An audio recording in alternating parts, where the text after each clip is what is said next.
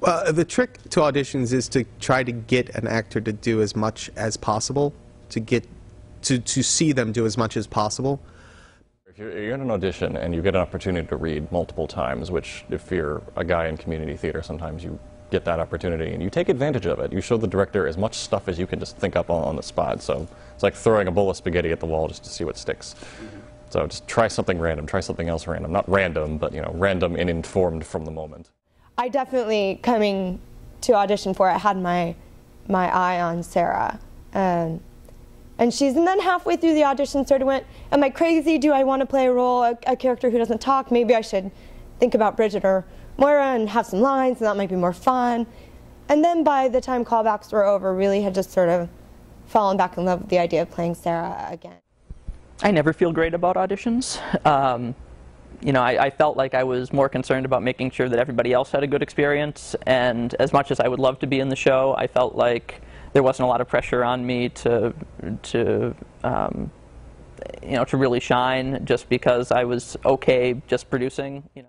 Well, I thought, see, since I've been working on my Irish accent since 1997, I thought I had a step up on a lot of the other people. So I thought that gave me a big advantage,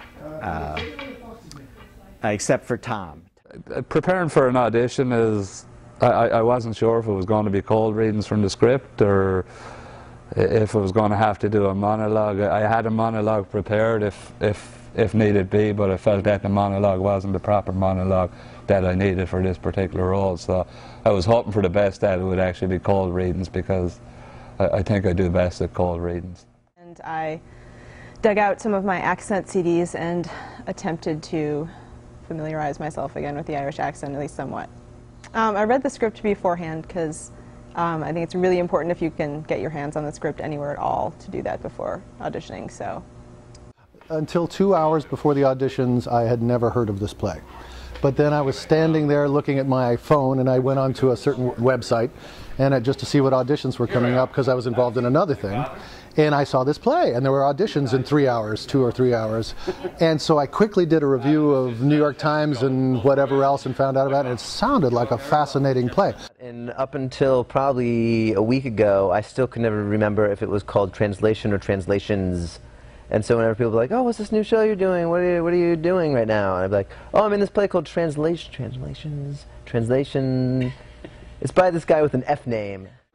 I got an email from Pat Miller, who had done another RLT show with Laramie Project, and he suggested I come down and audition. I walked in, and it was in fact, and in truth, a cold reading. And then I had a really good time. Like, I was just like, the play is really fun, like these scenes that we've been doing are fun. I'm enjoying watching other people do the scenes, which was nice, because sometimes you just are like, oh, please be terrible, so they pick me instead. But I was like, actually, it was fun to watch these like scenes like be acted out for me, and then I left, and I was like, oh, I'm so glad that I went. You know, we lucked out. We did real well. Super great. Well, very happy. Was very happy with the auditions, with people that came out. So I think you know, we wound up doing very well in terms of finding a cast.